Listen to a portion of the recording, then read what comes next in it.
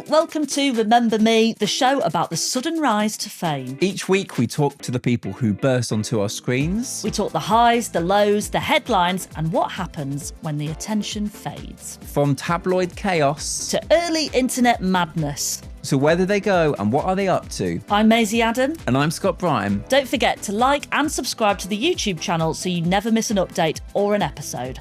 This is Remember Me.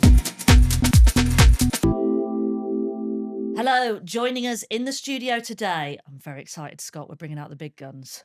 It's a good one. Yeah.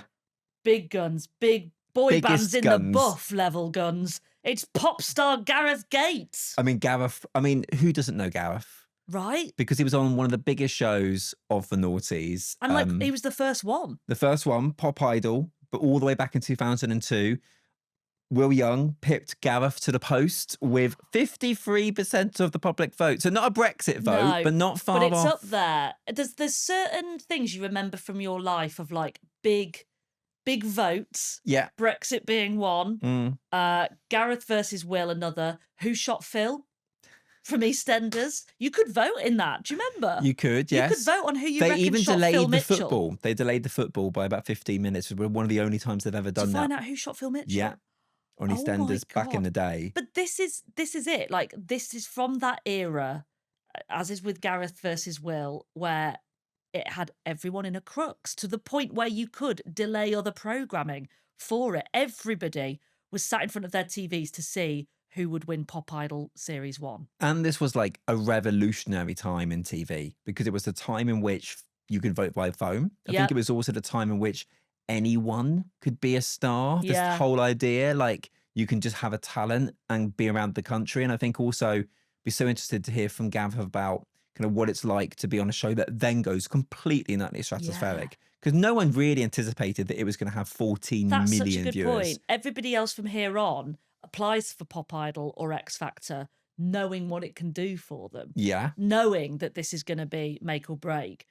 Whereas, like this first series, you're answering it like you answer any advert in the stage. You have no idea what I think it was. Be. Like, there's probably. a piece of paper in there. And then, of course, there's so much, as well as that, there was the whole Will Young and Gareth Gates rivalry.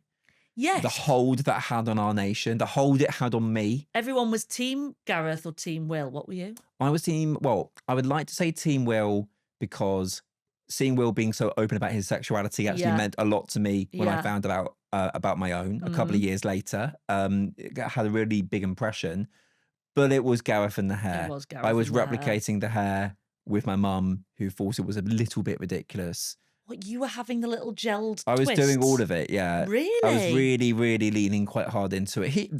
I'm going to be completely transparent. This was my first crush. Gareth Gates? Yes. I think that there'll be a lot of people listening to this who will be the same. Yeah. Maybe not also emulating the gelled twists, but you do you, Scott. Well, also another similarity that we share is that Gareth Gates had an International Gareth Gates Day, which is on, I think, the 7th of October. I had no idea about this. I had my own day, which was the day before, because I invented a holiday to mark the anniversary of when I first came out. It was called Gay Day. And we went to a curry restaurant in a local, like a local curry house. It was the 6th of October. I expected presents. Gay Day was always held in the curry house. It was, yeah. Or one year it was served at it was at Pizza Express in Salisbury. No, Pizza Hut in Salisbury, because you used to get the pizza at the edge, where it was 4 different pizzas kind of put together in squares. Yes. So, wow. Yeah. Mark your calendars, everyone. The next Gay Day, where will we be holding it, Scott? I kept expecting presents, and cards. So I think with every year, because it's not long after my actual birthday, but demanding it all over again. Falling in between your birthday and Gareth Gates' day. Very much so. Sure. So I will it's a busy few months. We'll ask Gareth Gates about the day that he has named after himself, which is, absolutely monumental. Were you one of the 8.7 million people? It was actually just me ringing 8.7 million times. Voting in the Pop Idol final. Always remember to ask the Bill Pay's permission, Maisie. Absolutely. But it was such a big show, wasn't it? Because was it like the national grid? Yep. Overridden with the amount of people trying to boil hot water during Yes, the you break. couldn't boil your kettle in the break because of the influx of calls people were doing. Yeah. A BT spokesperson at the time said that the volume of calls had threatened the national network and the company was forced to limit the number of calls that got through to the phone lines. Absolute pandemonium over Will Young and Gareth Gates in this final. Meanwhile, I had a chat with somebody who will remain nameless, who the other day I said, oh, a landline phone. And they went, what's a landline? No, And they absolutely. hadn't, Get out. never had Get heard. out. They were like, you used to plug in phones to the No. wall. I could deal with people going, what's dial up? That's I was fine. okay with that. But what is a landline? No. The worst one, you know, I was visiting Blue Peter, the studios of Blue Peter, and they had a time capsule that they were, prepare yourself. And they were opening for time capsule, which was only from like 2007. I was a bit like, come on, leave it in the ground for a little while longer. Time capsule from 2007. From like last week. Less like, than honestly. 20 years ago. Yeah. So then somebody then went, what's this? And was like looking as if it was this far bizarre object. And the presenter goes, that's a DVD. No. You were used to. No. And like explaining what a DVD is. Like it used to contain the film that you would then play to show something that you can't watch on the internet. And the kid was like, well, why wouldn't you just watch it on the internet? Oh, well, that's really made me quite depressed. We don't ask Gareth Gates about that. No. Also, like, you know, we do get quite bitter about stuff that is seen as old. Scott still, out of protest, answers his phone with his own phone number. Just to sort of keep that vibe alive, don't you? What? I call what? When what? you answer your phone, yes. you do like what old people do. I read out my number? Yeah. In full? Yep. In the mobile number. Goodness. You only had to do that with landlines. Which is 079... Gosh, I'm going to shut down the grid again. No, I mean, we already bleeped where my mum lives, so... What were you up to, Scott, in 2002? How old would you have been? I was 13. Okay. I had listed in my diaries, which I kept an entry. I kept more than 1,000 entries from that era. Yes. Detailed analysis of every boy I had a crush on and why. Lovely. Which I feel... Not scary at all. Not in the any kind of way... thing that you find in the origin story of a murderer. Yes. I mean, it's quite... Yeah. Apologies to the people at the Burgate School and Sixth Form Centre. Bleep that. 2002. A lovely symmetrical Where year. were you in 2002? What were you doing? 2002. You must have been quite... like I was 8, 7? 8 years old. Yeah. 8 years old. A lovely symmetrical year. I enjoyed writing it in the top right of my pages at school. Big year. Yeah, I can't remember too much about it apart from having a great time. The Gareth and Will saga. Of course. That is sort of... I love how, of all things, you've made it back to the original source material of why people are listening to or watching this episode. But I couldn't bring this up in front of Gareth, but I was team Will. I really fancied Will Young. Really. Continuing the long line of gay men that I fancied as a child. Thank you. Yes, absolutely. A big poster of Scotty GB, of Scott Bryan on my wall. Yes, nestled between H from Steps and Will Young. No, that's threatening. It's yeah, that is scary. No, it was I mean, to kind of give a context of 2002, burning CDs was a huge thing. Dread to think what the person who discovered the DVD in the time capsule thinks what we're on about when we say burning CDs. Well, it was also the case that if you got a DVD, yes, and you put it in, remember, like there was a whole thing that if it was from the US, you could only watch it a few times before it ruined your DVD player forever. Absolutely. Also, before you could burn CDs, didn't you rip? There was ripping and burning. You ripped and burned, though, right? With music. Oh, I mean, this is the thing. I grew up in an area that was so remote that we used to perhaps use. I think like the very early years of iTunes or whatever it would take days. Yeah. Days for a song to download. Yep. Totally. We celebrated the Queen's Golden Jubilee. Oh, I do remember that. My Brownies contingent did a lot of stuff for the Golden Jubilee. Still got a plastic cup from that. That was inexplicably handed out. Because what more could you want at 8 years old than a commemorative plastic cup that's celebrating 50 years of somebody in a job they did not apply for? Also, really big year for MSN Messenger. Oh, yes. Now that was a game changer for My the communications of teens up and down the world, up and down the my UK. first boyfriend was Yes. entirely on MSN Messenger. As in, what, did you meet at all? He was a gay boy who lived on the Isle of Wight. So that's a no. So that's a no. We never met. Impressive that your broadband stretched that far, I Scott. know, right? It was my friend's ex who went like the epitome of a boy who goes to another school. Yeah. Oh, you were that person going, you don't know my boyfriend, he goes to another school. Exactly. He lives on a different island. Yes, on the Isle of Wight. Yeah. No idea what he looked like. I was just so happy to You get a had boyfriend. no idea what he looked like. No. This is fascinating though. Is like, now think about it. Everybody's like, oh, we're so worried about our kids on the internet, with what they could get dragged onto. Scott was out here just chatting to your boyfriend from the Isle of Wight was probably a man in his mid-60s called Kenneth. Stranger danger. Yeah. Yeah. Never heard of it. The Nokia 3310 was released. Iconic phone. Snake being the go-to game on the phone. Did anyone ever complete Snake? No, but I used to have to go to my dad's shop after school. Okay. And I would just sit behind the till on his phone playing And try to Snake on his phone. Which because he found I really always annoying. used to think that something would happen when you completed it. Oh, a bit something like amazing. A bit like when the clocks changed in 2000 and everyone was like, "Oh God, what's going to happen?" Course, yeah. Yeah. Well, there we go. There's a nice little bit of context. What a year. 2002. Gareth versus Will. Scott and Kenneth in the throes of their trans-channel romance, and me on my dad's Nokia 3310 in a furniture shop. Do you know that the bit between the Isle of Wight and England is the only place in the world? Is the most romantic channel in the world. It is the only place in the world that has full tides a day. And has 4 tides a Full day. tides a day because of how close and reflective those periods of water are in terms of the islands. And those tides would carry your love language across the waves of MSN. They really did. So without further ado, let's crack on. Please welcome to Remember Me, it's Gareth Gates. It's Gareth! I got sunshine. Wake me up before you go.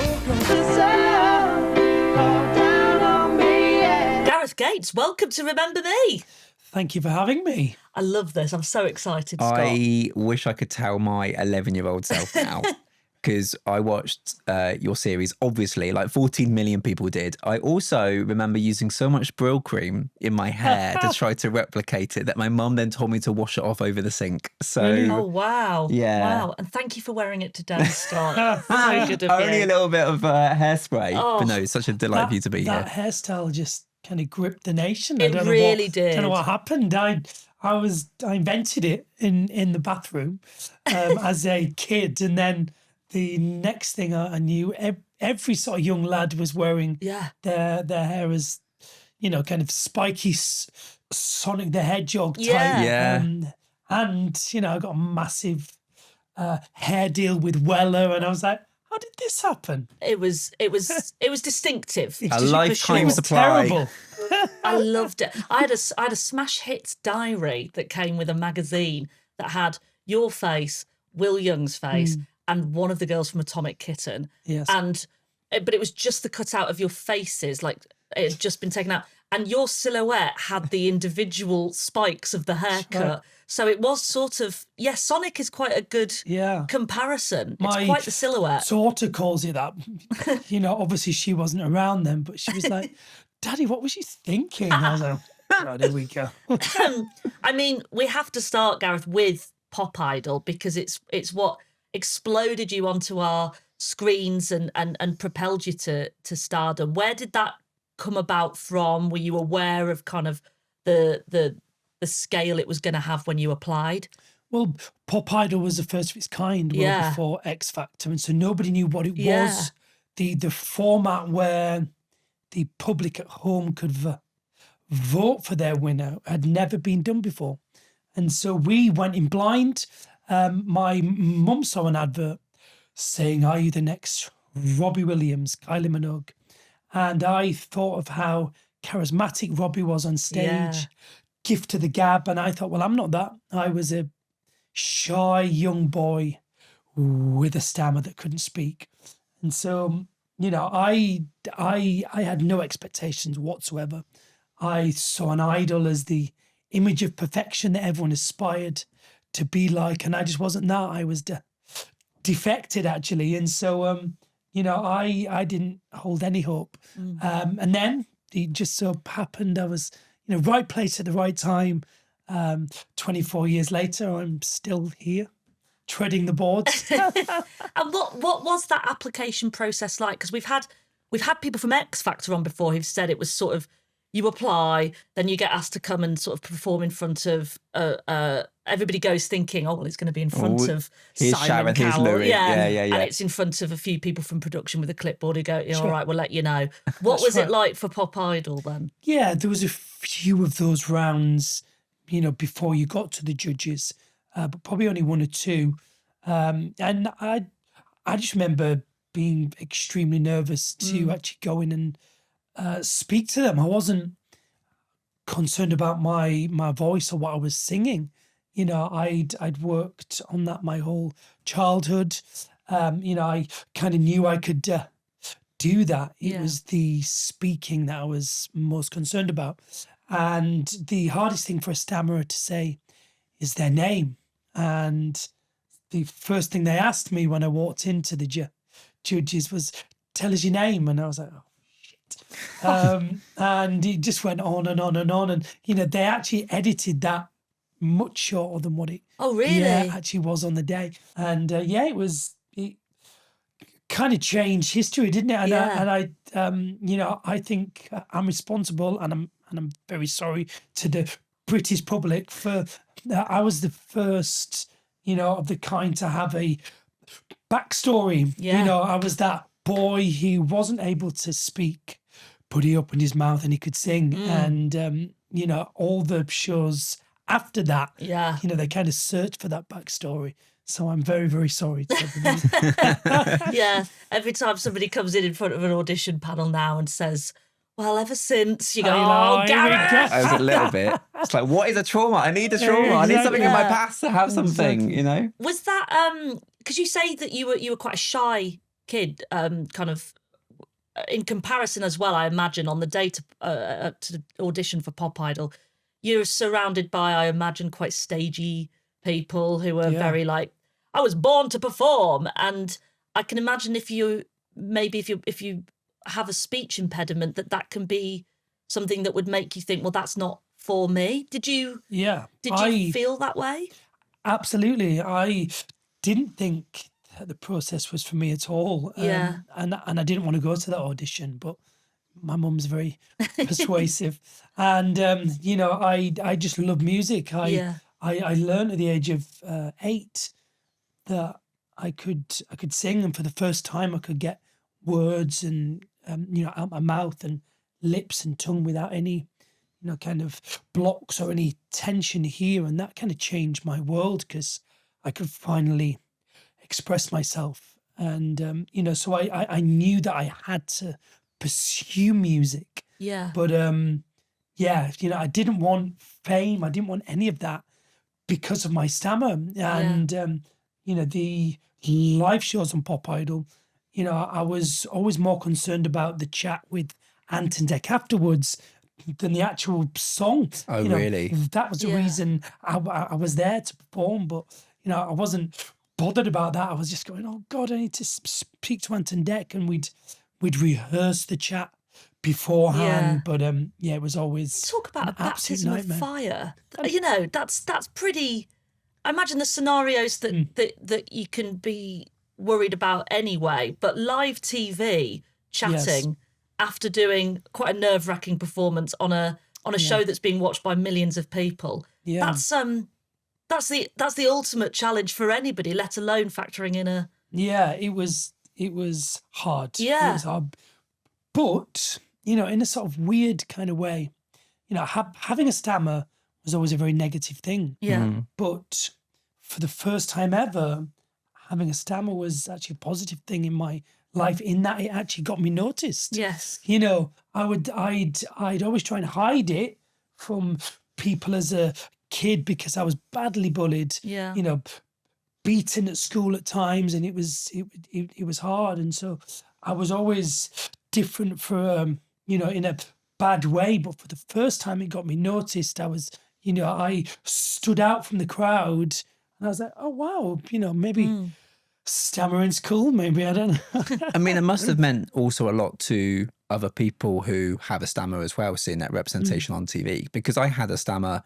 I still occasionally do have a stammer now. It's like only around some certain letters, but back then was a lot more profound. And I remember seeing you on TV thinking, oh, this is somebody who is just on TV, that's something to look forward to. I mean, you must have had that quite a lot back then. Yeah, I think one of my proudest moments was, knowing that I've heightened the awareness of stammering.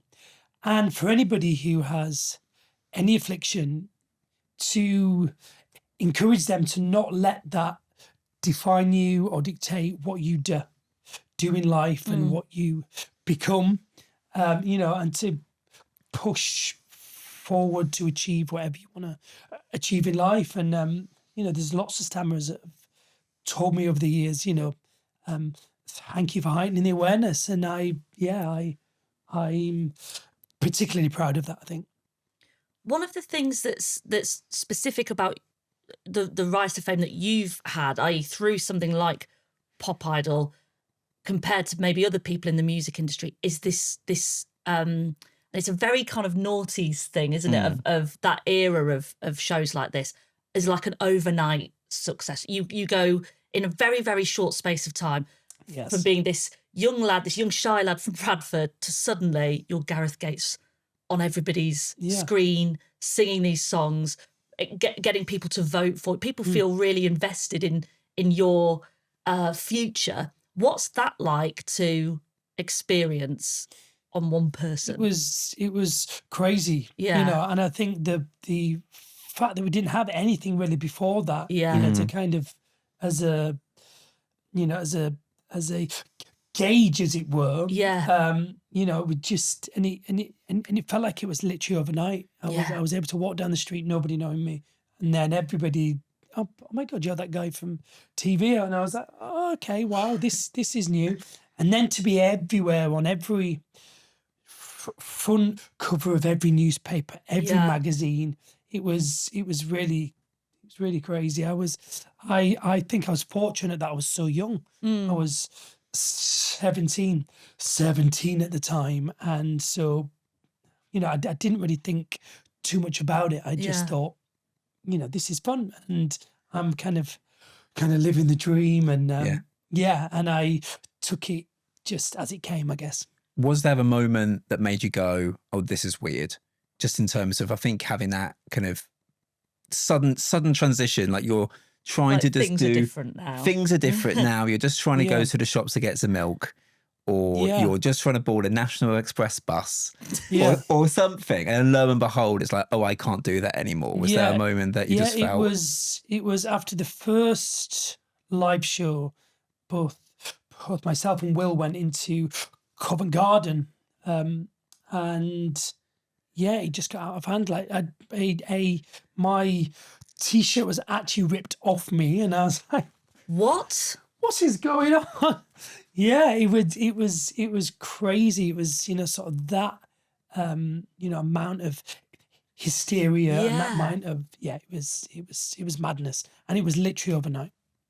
That's so much it's such an overwhelming experience to have that like mob hysteria around you. Were there people around the production that expected that as well, or did you feel like they were also going, oh my God, this is crazy? Was there support, or kind of maybe you turned to somebody like Will who was also experiencing it in real time? It was brand new for everybody. Wow. Everybody who was working on the show, and we became very, very close, me and Will, because we was in it from the start together right to the very end.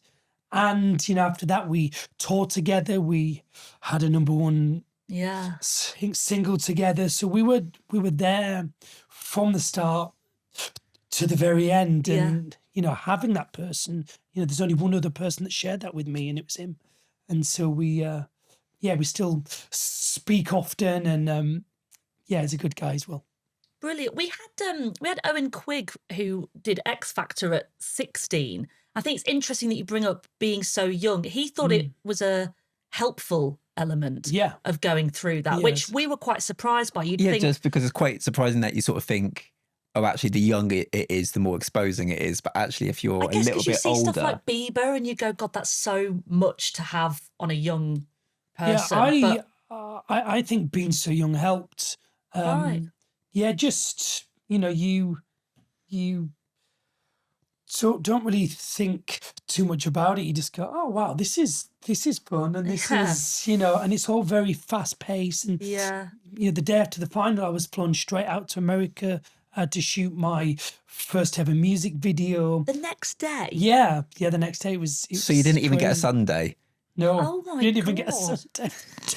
But it was the Lord's Day. You just gotta get a Sunday roast before you flew. I have a lie-in and I watch Sunday brunch. No, we didn't have any of that. I was straight to America, put to work. But it was incredible, and I was living that life of a pop star, which was. Were there those moments, because you kind of implied that it went straight into this new thing? Was there a moment when it ever went back again in terms of just having a day to yourself, or was it literally like the finals happened and off you go? Yeah, I've been extremely fortunate, to kind of never stop working. I've just gone on, to do lots of things. I was a pop star for a while and sold millions of records, and traveled the world. I've had sort of lots of success in places like Asia and Europe, South Africa. I spent a lot of time in those territories. And it's great to see the world. Then I went into musical theatre. I've done kind of big West End shows. I haven't really had a day off since. Does being famous in those various areas, both geographically, like Asia compared to here, but also career areas, so musical theatre compared to pop, does the experience of fame differ in any way? So is it are the pop fans very different to the musical theatre fans? Are the fans in Asia different to fans here in how they interact with you? Yes, actually. The hysteria out in Asia is just incredible. Is it mad? They're literally waiting on the tarmac. You land and it is like, and that's something that would just kind of really, really blew me away. And are they fans from the pop career? Yes, in Asia. Okay. Yes. The theatre fans are a bit more reserved. Yeah. They're queuing with their programmes. That's They're right. getting their wines, sitting, attending their seats. They want to make a fuss. Yeah. Yeah, and there's a certain sort of etiquette, isn't there, within theatre? You don't sing along to songs. Yeah. You wait till the end of the song to applaud. Whereas the pop fans are just chanting along with you. And Did you know that like the fans in Asia, were people telling you to be like, oh, by the way, you've got a big Asian fan base, and then it was only when you landed the first time you went, oh my God, like, or did it develop over time? They're greeting me on the runway. No, I think the record companies out there do a bit of groundwork. They play your music, videos, they start to build up the hysteria. And then when you land, it's like, wow. And you head out there for months at a time. I was there, my first trip, probably 3 or 4 months, going around all the different places in Asia. You spend like a few weeks in one place and you record enough, kind of footage to last you till the next time you're there. And, you do all the big TV shows. And it's a different world out there, but it's a place I love now. Yeah. I've really enjoyed going back there, performing there. And it was the blueprint, I think, of those reality singing not reality, but the singing competition final, where everybody, it was in their diary, there was only one thing everybody was doing that night, and it was watching the final. It's like 14, 15 million It people. was, I mean, those numbers, you just wouldn't get that. You don't really get that now, You wouldn't get that now. It's the final performance of tonight, singing Evergreen. It's Gareth.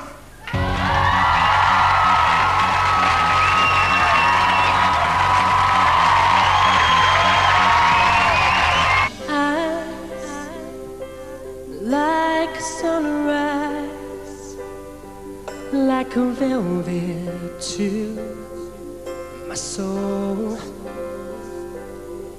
And I wonder, Ladies and gentlemen, the finalists 2002, Will and Gareth. But as you both know, guys, there can only be one pop idol. Best of luck to the pair of you. There was obviously this whole narrative as well, which press love to do, of a rivalry of you and Will. And I know you say there that he's a great guy. How was it at the time to deal with that, with an external force, I suppose, inventing a rivalry? Yeah, I didn't ever feel any rivalry. You know, we were extremely good friends. You know, and even that last week, we both signed big record deals, and so we both knew that whatever the result of the actual final, it made no difference. We were gonna, you know, both sort of make albums, you know, and release the songs that we'd planned to release anyway. And so, yes, I was gutted that I lost. Yeah. But yeah, but it didn't seem to make too much of a difference, you know, in terms of my career and the path I was about to take anyway. Did it frustrate you at all that the press continued with that Will v Gareth thing when you knew it to not be true? No, it's a TV show, isn't it? You know, and they ham everything up like that, you know, to build the drama. But we toured afterwards. We did a massive arena tour, and it was huge. We released a single together, which went straight to number one. It's and massive. You know, so we spent a lot of time with each other. Yeah. many times I've been alone. Many times I've tried. Anyhow, you'll never know the many times I've tried. But still they lead me back. Actually, recently I had a text from Will, and he said, "I've just bought a brand new place at this smallest village out in Wiltshire," and he said that a local taxi driver said that you have a place here, and I was like, "Yes, I do." I'd bought this tiny apartment opposite my daughter's school, so every time I wasn't on tour, I could kind of gravitate to there, and it just so happened the smallest village in the country. We now both have a property there. Oh my God. Can you imagine the village gossip that's going around there? The rivalry in the local Wiltshire Gazette. And also, I think what that highlights is that taxi drivers know everything. They really do. Like, you try to keep a secret, and it will end up being told loudly by a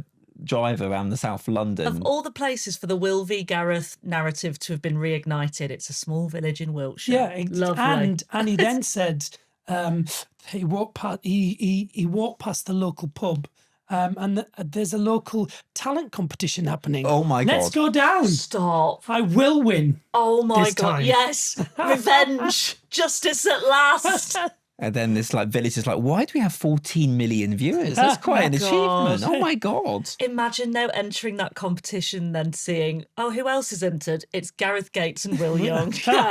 You'd be like, yeah, I'm coming third, aren't I? And there was also, I think we should mention, there was signs of quite a strong regional bias with you performing way more strongly in northern UK cities. So Leeds and Newcastle, of course, hometown of Bradford.